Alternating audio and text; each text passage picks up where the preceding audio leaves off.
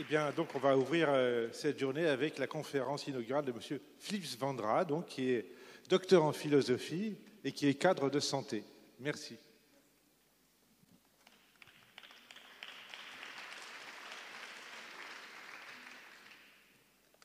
Bonjour, merci de votre accueil. Et c'est toujours agréable de venir et puis de rencontrer des gens que je n'avais pas vus depuis quelques années. Peut-être que je n'ai pas encore vu tout le monde, mais je pense que dans la salle, il y a quelques personnes que j'ai croisées. Voilà, donc c'est aussi ça, hein, les moments de conférence. On rencontre des gens qu'on n'a pas vus depuis longtemps et ça fait plaisir. Alors, je ne sais pas si je peux avoir mon diaporama.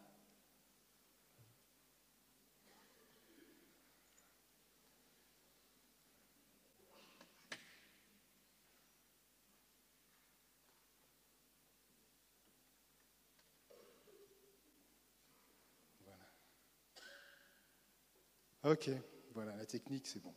Oui, alors je voulais d'abord commencer par dire que, par prudence, que contrairement aux personnes, aux intervenants qui vont se succéder à cette tribune, ça commence bien, je n'ai pas vraiment de compétences particulières dans le domaine des douleurs provoquées par les soins et sur les stratégies ô combien légitimes, hein, j'insiste, qui viseraient sinon à les faire disparaître, du moins à les réduire considérablement. Donc je ne suis pas un expert, contrairement aux personnes qui vont venir. En revanche, je suis soignant et je vais d'abord commencer par reconnaître qu'il m'est arrivé au cours de mon parcours professionnel de pratiquer des actes thérapeutiques, et je dis actes thérapeutiques, vous verrez, je pense que c'est important, qui ont provoqué des douleurs ou au moins beaucoup d'inconfort. Et j'en reparlerai tout à l'heure, mais vous remarquerez que je n'ai pas utilisé le mot soin, mais le mot acte thérapeutique. Alors je vais donc commencer par vous raconter une expérience personnelle. C'était dans les années 80, j'étais jeune infirmier, je travaillais à Paul Brousse, Villejuif, dans un service, l'ex-service de M. Maté, où c'était des hémato-cancéraux, et nous avions des patients en aplasie, et à l'époque, on utilisait un produit qui s'appelait l'amphotricine B, qui, je sais, aujourd'hui est utilisé, mais sous une forme liposomale, je crois, mais qui, à l'époque, provoquait chez les patients des réactions terribles, vraiment terribles. Beaucoup d'entre eux, à peine l'injection commençait, présentaient une réaction anaphylactique accompagnée de fièvre, de tremblements, qui était extrêmement impressionnante. Alors, je ne savais pas comment illustrer, j'ai mis la formule chimique de l'Ampho-B, vous voyez, enfin là, vraiment, c'était parce que je ne savais pas trop quoi mettre, mais je me souviens vraiment, ça m'a marqué très très longtemps, cet Ampho-B. Alors, évidemment, il y avait quelques fois où on se posait la question, des cas assez rares, sur l'intérêt de l'utilisation de ce produit chez des patients qui étaient dans phase assez avancée de la maladie. Mais c'est là une autre question, je crois qu'on pourrait se poser, c'est la question de l'acharnement thérapeutique ou de l'obstination déraisonnable. Non, nous savions bien que ces traitements étaient nécessaires à la survie de ces patients, mais le fait d'injecter ce produit était un acte extrêmement difficile. Alors difficile d'abord pour les patients, mais aussi pour les infirmières. Je me souviens encore de l'hantise que j'avais à préparer ce produit. Je me rappelle, c'était une poudre jaune, et je le revois encore, et d'injecter, et je savais que ça allait provoquer une terrible réaction auprès de ces patients qui étaient par ailleurs souvent fatigués et vulnérables. Et quelque part, bien que je n'étais pas le prescripteur, hein, mais je me sentais coupable d'infliger un tel traitement, alors là c'est intéressant, un traitement on pourrait le lire dans les deux sens, un tel traitement à des patients, je vous dis, qui étaient souvent très, très affaiblis. Et enfin, là je pense que chacun s'y reconnaîtra, qu'est-ce qu'on faisait? On essayait que ça tombe sur l'équipe suivante. Hein, on se débrouillait pour que cette injection que on ne souhaitait pas faire au fond, tombe sur l'équipe suivante. Et les malades eux-mêmes, d'ailleurs, étaient assez ambigus par rapport à ce traitement. À la fois, ils le désiraient parce qu'ils savaient qu'ils étaient importants, mais ils le redoutaient. Et c'était assez terrible quand on arrivait avec la perfusion. Ils nous regardaient. Je me souviens encore de ces moments assez difficiles. Alors, depuis, j'ai entamé un cursus universitaire en philosophie. Et un jour, j'ai rencontré la phrase d'Ovide. Ovide, c'est le monsieur qui est là. Qui est cette phrase qui avait d'ailleurs été reprise par Spinoza, disait « Je vois le bien, je l'approuve et je fais le mal ». Eh bien, je pense que quelque part, je vivais à l'époque cette contradiction. Alors, ce que je vais essayer, c'est de voir un petit peu comment on vit cette contradiction. Hein. On veut le bien, on pense qu'on fait le bien, et d'ailleurs on fait le bien, mais on provoque le mal.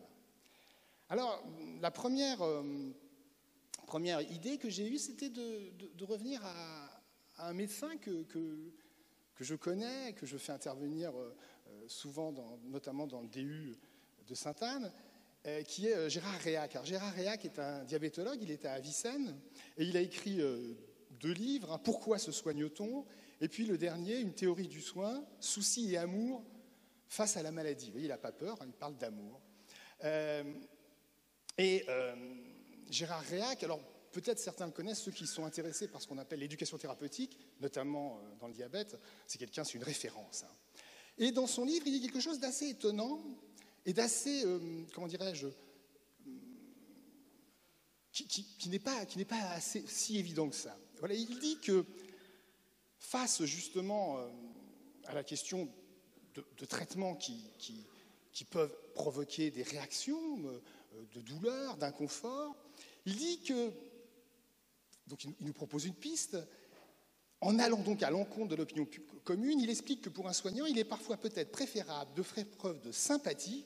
Alors, attention, il faut voir comment il définit la sympathie. Pour lui, la sympathie, c'est chercher à imaginer ce qui est bon pour cette personne, que d'empathie, qu'il définit comme en cherchant à imaginer ce qui est bon du point de vue de cette personne.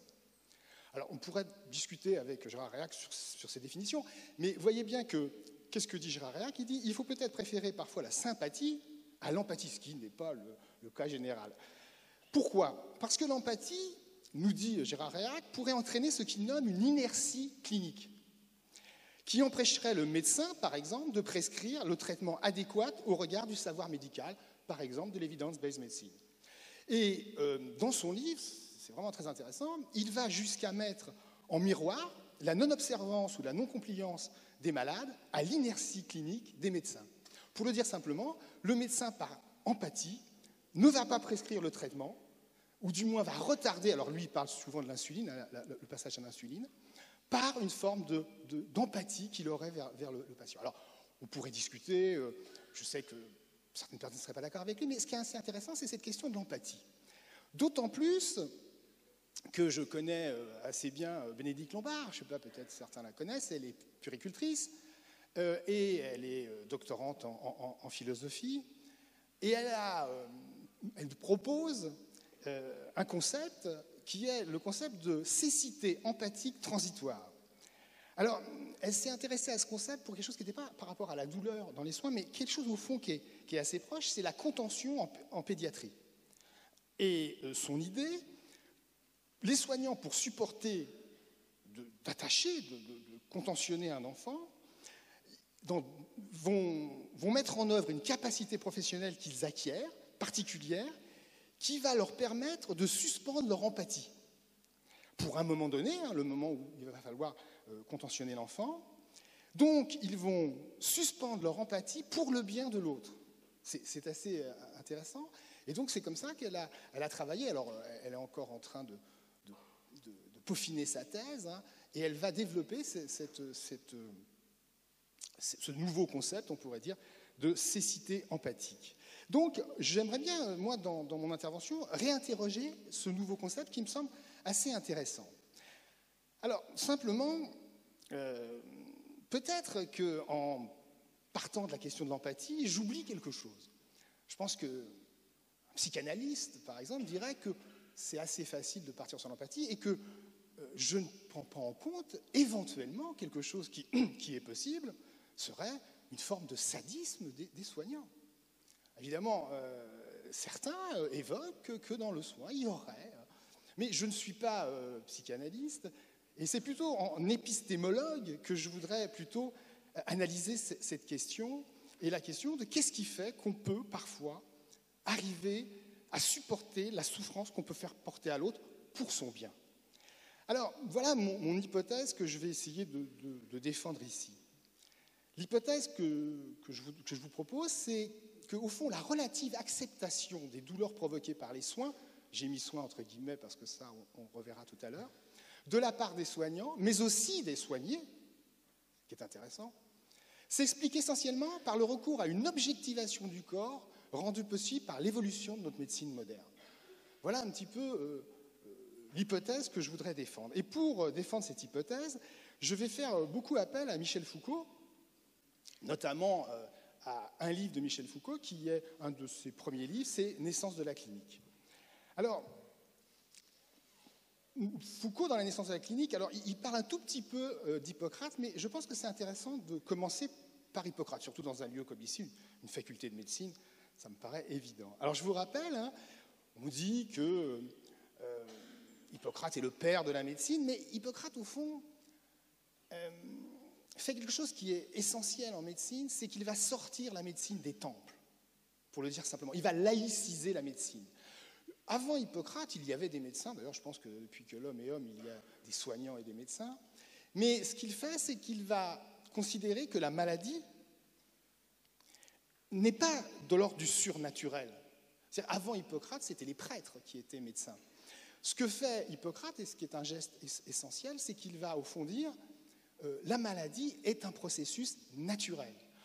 Alors il en tirera des conclusions qui aujourd'hui peut-être nous paraissent un peu ésotérique, c'est les fameux 4 humeurs, hein, et que la santé est un équilibre des humeurs. De ce point de vue, d'ailleurs, il n'est pas très loin de la médecine chinoise avec le yin et le yang.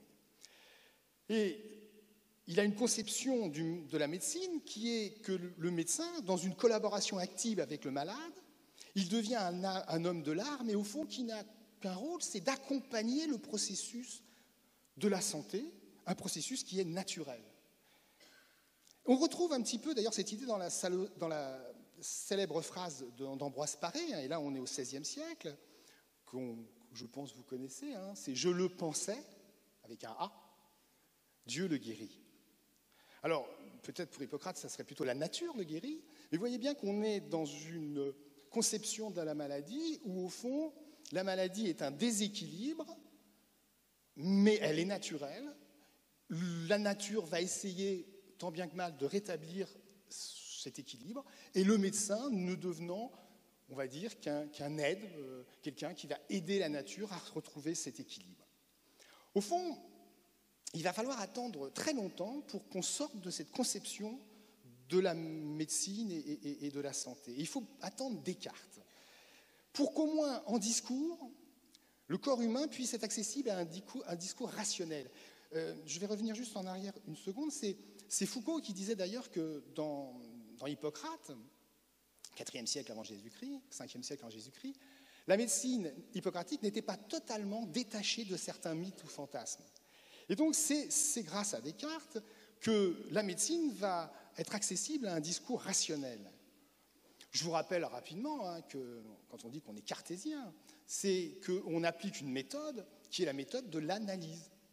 L'analyse, c'est découper. Hein. L'analyse de sang, c'est je découpe le sang. Et il faut bien reconnaître que la méthode cartésienne va trouver ses lettres de noblesse en médecine.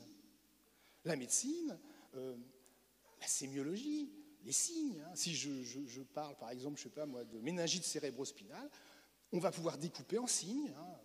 Céphalée, je ne vais pas tout les dire parce qu'après si je me trompe, raideur de la nuque, vomissement en jet. Vous voyez, il y a cette idée de découper.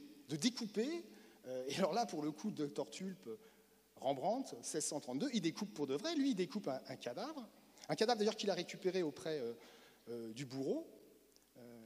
En fait, le cadavre que vous voyez, c'est un voleur qui a été pendu juste avant. Et donc, le docteur Tulpe en profite pour pouvoir faire son cours d'anatomie. Alors, c'est intéressant, ce tableau. Vous voyez donc le docteur Tulpe, vous avez ses élèves, et puis vous voyez le livre. Et en fait, il y a un va-et-vient des regards, si vous regardez justement, entre le cadavre, là ils sont en train de faire... Regardez l'avant-bras, hein, et puis le livre. Il y a un va-et-vient entre la réalité et le livre. Et j'ai mis en parallèle la phrase de Descartes qu'on le retrouve dans les méditations métaphysiques. Vous regardez les dates, hein, 1641, le tableau est de 1632, donc c'est concomitant. Et voilà ce que dit Descartes. Il dit « Je suis bien obligé de constater que j'ai un corps, que je suis bien un visage, des mains, des bras, et toute cette machine composée d'os et de chair, telle qu'elle paraît en un cadavre, laquelle je désignerai dans le nom de corps. » Le mot important ici, c'est le mot évidemment de machine. C'est-à-dire que, clairement, il faut bien comprendre qu'Hippocrate n'aurait jamais eu l'idée d'ouvrir un corps. Il y a eu quelque chose qui s'est passé à cette époque qui a permis que dans la Hollande de 1632, le soir, tard, quand même, ça ne devait pas être trop, qu'on puisse ouvrir un corps comme si c'était une machine, pour voir la réalité ici des tendons et des muscles. C'est intéressant parce que c'est à l'origine du regard médical. D'un point de vue théorique, puis rapidement pratique, ce corps-machine, dont la science est appelée à percer tous les secrets. Alors il faudra du temps, peu à peu, et c'est seulement au XIXe, voire au XXe siècle que la médecine deviendra efficace. C'est-à-dire que cette science qui est appelée à percer tous ces secrets va peu à peu se voir disjoindre ce corps en organes et en fonctions. C'est ainsi que le regard médical va se détourner du malade et se focaliser sur les caractéristiques objectives et constantes des tableaux cliniques et des lésions organiques. Ce que je veux vous montrer ici, c'est qu'il y a un changement de paradigme, on pourrait dire, entre cette médecine hippocratique et le passage, avec Descartes d'abord, et puis avec les grands médecins cliniciens de la fin du XVIIIe et du XIXe, à un corps machine, un corps qu'on découpe. Cette fiction d'un corps divisé, parce que évidemment c'est une fiction. D'ailleurs Descartes, on l'a beaucoup accusé de dualisme, c'est-à-dire de séparer le corps et l'esprit, mais au fond il sait bien qu'on ne peut pas séparer le corps de l'esprit, mais il a besoin de cette fiction, pourquoi faire ? Pour que la médecine, et il le dit très clairement dans plusieurs de ses textes, pour que la médecine puisse exister et devienne efficace. La naissance de la médecine, ça va être la division entre le corps et l'esprit. Et c'est Descartes qui est, on peut dire, à l'origine de cette révolution. Cette fiction donc d'un corps divisé va permettre la naissance d'une médecine enfin efficace, car il ne faut pas oublier que c'est grâce à ce geste qu'enfin la médecine devient efficace. Bichat pourra alors déclarer « la maladie, c'est la lésion ». D'où d'ailleurs, entre parenthèses, la volonté scopique des médecins. Un médecin, ça veut voir. Et il veut voir la lésion. Et puis, René le Riche, plus récemment, ajoutera pour sa part, si on veut définir la maladie, il faut la déshumaniser. C'est assez terrible comme phrase, hein, mais on la comprend. Il faut objectiver le malade pour comprendre la maladie.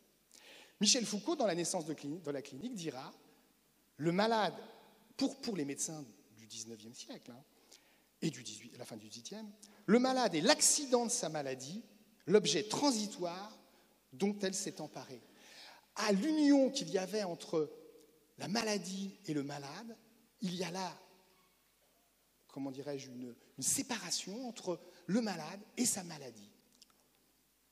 Au fond, un corps déshumanisé, et la maladie intervient sur un corps déshumanisé. Donc, contrairement à l'approche hippocratique, le médecin se voit comme un combattant qui lutte contre une agression extérieure, la maladie, qui devient l'ennemi à abattre, coûte que coûte. Et là, vous me voyez arriver, même au prix de la souffrance du malade. Dans ces conditions, le malade devient passif et son corps est le siège du combat, sans merci, entre le médecin et le mal. Autrement dit, la fin, éventuellement la guérison, c'est une victoire, hein, on a des termes guerriers à ce moment-là, justifie tous les moyens, notamment la douleur ou le handicap, comme un simple effet collatéral, là encore on est dans un langage guerrier, hein, pour le bien du malade. La douleur s'apparente alors simplement à un signe, d'ailleurs, et on le voit bien, au fond peu intéressant pour les médecins, car assez rarement intéressant pour poser un diagnostic ou voir l'évaluation, ou évaluer la progression de la maladie. La douleur n'est pas un très bon symptôme au fond. Souvent d'ailleurs, on voit bien que des maladies très graves débutent et ne provoquent aucune douleur. Et le contraire, alors qu'il y a des grandes douleurs pour des maladies qui sont au fond assez bénignes. Et donc les médecins vont considérer que la douleur, au fond, ce n'est pas si important. Hein. Et Georges Canguilhem, hein, dans sa thèse de médecine, je crois que c'était entre les deux guerres, qui a été revu après, le fameux le normal et le pathologique. Le médecin dit Canguilhem, qui était philosophe et médecin, le médecin en vient à tenir l'expérience pathologique directe du patient comme négligeable, voire même comme systématiquement falsificatrice du fait pathologique objectif. Vous voyez, on ne va pas tenir compte de la subjectivité parce que c'est pas très sûr tout ça. Ce qui fait dire à Magendie, alors là on arrive quand même à des choses assez incroyables, qu'un malade souffre plus ou moins, est-ce là une chose qui offre de l'intérêt pour l'Académie? Pour vraiment comprendre, c'est-à-dire voir les lésions, cause des processus donc pathologiques, ces médecins doivent d'ailleurs attendre la mort des patients. Michel Foucault a des très très belles phrases en Naissance de la clinique. Dans une formule lumineuse, c'est le cas de le dire, vous allez voir, il explique ainsi: ce qui cache et enveloppe le rideau de nuit sur la vérité, c'est paradoxalement la vie. Au contraire, la mort, elle, ouvre à la lumière du jour le noir coffre des corps, obscure vie, mort limpide. C'est-à-dire que pour ces médecins qui n'ont pas les IRM et tous les scanners, pour que leur volonté scopique puisse s'assouvir, il faut attendre la mort. Et vous avez cette phrase quand même terrible, obscure vie, mort limpide. Alors oui, aujourd'hui, plus besoin d'attendre la mort des malades, puisque nous avons des techniques d'imagerie sophistiquées qui rendent quelque part le corps transparent. D'ailleurs, vous vous rappelez que déjà chez Dr Tulpe, ce livre, c'était au fond la planche anatomique.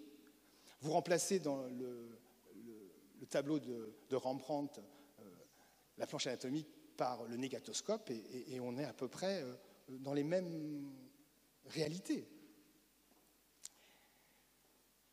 Alors, le problème, c'est que cette objectivation du corps du malade va permettre une progression considérable de la médecine. Je dirais, cette objectivation était nécessaire. Simplement, on a bien compris que cette objectivation présentait des risques. Et au fond, pourquoi les médecins de l'époque, qui étaient des humanistes, ont accepté cette transformation du corps de l'autre en un objet? C'était au nom de la science, car ce progrès visait à terme à améliorer le bien-être collectif. Ont-ils simplement, et ça c'est la question, compris le danger que présentait pourtant cette déshumanisation du corps humain? En effet, en réduisant l'homme à un objet, même de science, tout devient possible. Et le XXe siècle le montrera. C'est-à-dire que, je renvoie là au code de Nuremberg et au procès de Nuremberg des médecins allemands qui ont fait des expériences dans les camps de concentration ou des camps d'extermination, c'était à l'œuvre déjà cette objectivation des corps. Elle est nécessaire pour la médecine, mais elle est dangereuse. Ce que dira Paul Ricoeur dans la préface d'un livre qu'il écrira pour Amnesty International. Le titre du livre, c'est « Médecins tortionnaires, médecins résistants ». Et Paul Ricoeur, dans ce livre, va montrer comment la médecine, en recourant à des techniques objectivantes, peut finir par s'apparenter, et il y va très fort, à une forme de torture. C'est-à-dire que dans cette préface, Paul Ricoeur va jusqu'à dire qu'entre la médecine ordinaire et la torture, la différence n'est pas de nature, mais de degré. Cette affirmation paraît excessive, et pourtant, il l'explique. Il dit, cette phrase donc, que je reprends, j'ai même repris un petit peu avant, il dit « Le principal est que la participation de certains médecins à la torture n'est pas une aberration sans lien aucun avec la pratique médicale honnête, mais elle constitue le pôle extrême d'une gamme continue de compromission dont l'autre pôle se confond précisément avec la pratique médicale normale. » Et là, je reprends le texte. En un sens, la profession médicale est en tant que telle une profession à risque. Dans la mesure où la mise en œuvre du serment d'Hippocrate, qui voue le médecin et le personnel soignant aux seuls soins de la vie et de la santé du patient, passe, et là c'est très important, nécessairement et légitimement, j'insiste, nécessairement, on ne peut pas faire autrement, et c'est légitime, par des techniques objectivantes qui confèrent aux professions de santé un pouvoir sur le corps d'autrui paradoxalement dérivé du souci même de faire vivre et soigner. Cette phrase de Ricoeur va très loin. Elle nous fait comprendre que l'objectivation est une nécessité en médecine. Pensez à la chirurgie. Simplement, elle est nécessaire et légitime, mais dangereuse. Et elle demande, et c'est là qu'arrive la question de l'éthique, une réflexion sur cette objectivation et sur les excès de cette objectivation. Donc, je répète, dans l'esprit de Ricoeur, cette objectivation n'est en aucun cas accidentelle. Il ne s'agit pas simplement d'un effet pervers. Au contraire, cette objectivation est intrinsèque à l'acte médical lui-même. C'est d'ailleurs elle qui est à l'origine de l'efficacité de notre médecine technoscientifique. Nécessaire et donc légitime, ces techniques objectivantes n'en demeurent pas moins à haut risque. Ricoeur nous montre ainsi que si la médecine se réduit à une technique, certes scientifiquement instruite, mais dissociée d'une éthique de la sollicitude, attentive à la souffrance d'autrui et respectueuse du droit à la vie et aux soins du malade en tant que personne, tous les risques deviennent possibles. D'ailleurs, on le voit bien, et ça peut être le fait des soins palliatifs, les soins palliatifs l'ont compris, et quand, selon l'expression consacrée, il n'y a plus rien à faire, que le combat est perdu en quelque sorte, la médecine peut, au fond, à ce moment-là, redevenir pleinement soignante. Vous savez, je crois que c'est, je ne me souviens plus qui a dit ça, mais qu'au fond, les soins palliatifs, c'est tout ce qui reste à faire quand il n'y a plus rien à faire. Et Dominique Folched, mon maître en philosophie, pouvait ainsi écrire « Lorsque la médecine est parvenue au terme de ses compétences et doit déclarer forfait, la médecine continue. » Et un chirurgien de l'assistance publique hôpitaux de Paris, Alain Charles Masquelet, excusez-moi, pose la question au fond, une question qui va nous permettre de voir qu'il y a peut-être une distinction à faire entre soins et médecine. Voilà ce que dit Jean-Charles Masquelet dans un très beau livre, La philosophie du soin.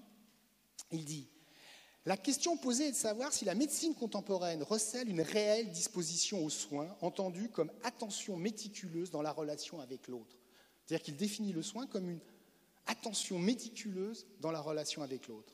Et il dit la tendance universalisante de la médecine scientifique, je pense qu'il pense à l'évidente base médecine, entre en contradiction avec l'expérience singulière de la maladie et de la vulnérabilité. Au fond, il existe donc une tension entre médecine technoscientifique et soins. C'est cette tension d'ailleurs qui expliquait tout à l'heure ma prudence en parlant au début de mon intervention, non pas de soins, mais d'actes thérapeutiques.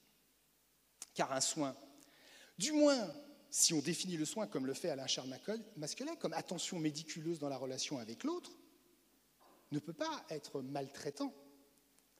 Un soin peut-il être maltraitant? Évidemment, tout dépend de ce qu'on va définir comme soin. Et évidemment, et les infirmières ici présentes me voient venir, je pense, c'est la distinction qui est quand même essentielle, même si parfois on radote un peu avec cette distinction entre le cure et le care. Et je voudrais quand même rappeler une grande dame de la profession, Marie-Françoise Collière, qui dans un très beau livre, Soigner le premier art de la vie, d'ailleurs le titre, rien que le titre, peut interroger. Et donc Marie-Françoise Collière interrogeait cette distinction entre le cure et le care. Elle disait le cure, c'est les soins de réparation liés au besoin de réparer ce qui fait obstacle à la vie. Le care, ce sont les soins coutumiers et habituels liés aux fonctions d'entretien, de continuité de la vie. Ce que je trouve intéressant ici, c'est d'abord qu'il ne s'agit pas de les mettre en opposition, car dans les deux cas, il s'agit de quoi? Il s'agit de la vie. Simplement, dans un cas, il y a quelque chose qui fait obstacle à la vie. Et là, il faut agir, c'est le cure. Et puis, il y a la vie quotidienne qui fait qu'elle se poursuit, ce processus mystérieux de la vie qui a besoin parfois d'être protégé. C'est le care. Et d'ailleurs, on le sait très bien, l'efficacité aujourd'hui des nouvelles thérapeutiques, le cure, a eu pour conséquence que des personnes atteintes de pathologies aiguës deviennent des malades chroniques. On pourrait dire que le cure les a sauvés, mais les a transformés en malades chroniques qui ont besoin de care.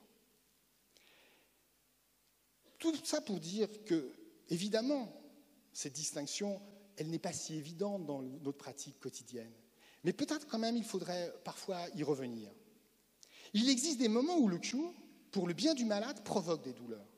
Il est alors de notre devoir de soignant que le care puisse le plus rapidement possible venir atténuer cette souffrance.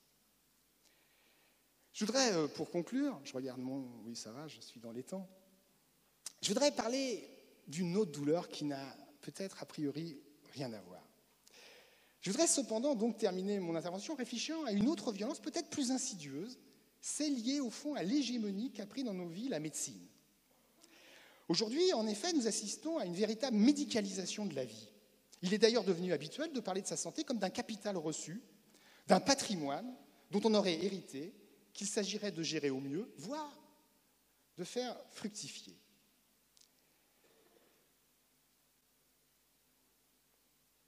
La médicalisation donc de la vie semble être devenue l'expression évidente de ce désir de maîtrise qu'on retrouve d'ailleurs bizarrement à la naissance et à la mort. À la naissance avec toutes les techniques aujourd'hui de procréation et à la mort avec la demande de plus ou moins insistante d'euthanasie ou de suicide assisté. Il y a là, on voit bien quand même une demande, on va dire, de maîtrise de nos vies par la médecine. Tout doit pouvoir être sous le contrôle de la médecine. Alors, il y avait un auteur qui avait été très loin dans cette affaire, c'est Ivan Illich, dans Mnésis médicale, qui peut-être était un peu excessif, mais qui disait des choses intéressantes. Il disait que cette médication de la vie n'a plus d'extérieur. Au fond, tout devient question qui est liée avec la médecine. Il va même jusqu'à dire qu'il y a des effets iatrogènes à la médecine. Et puis, commentant la phrase d'un philosophe allemand, Peter Sloterdijk, mon ami Christian Giliosi disait, alors Peter Sloterdijk disait, la santé est devenue la religion civile d'une société elle-même plus ou moins irreligieuse. Et donc Christian Giliosi écrivait avec ironie, le médecin a remplacé la confession par le bilan sanguin, dont le malade attend angoissé les résultats, craignant que l'écart alimentaire mis à jour par l'analyse soit sanctionné non plus par la récitation plasmodiée de 2 pater et 3 ave, mais quand même d'un régime de pénitence, un régime alimentaire, évidemment.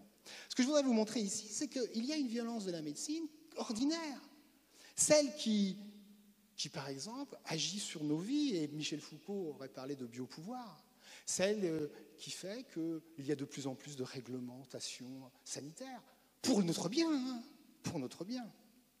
Nous assistons alors à une forme de sacrifice du présent demandé par la médecine afin d'honorer la déesse santé.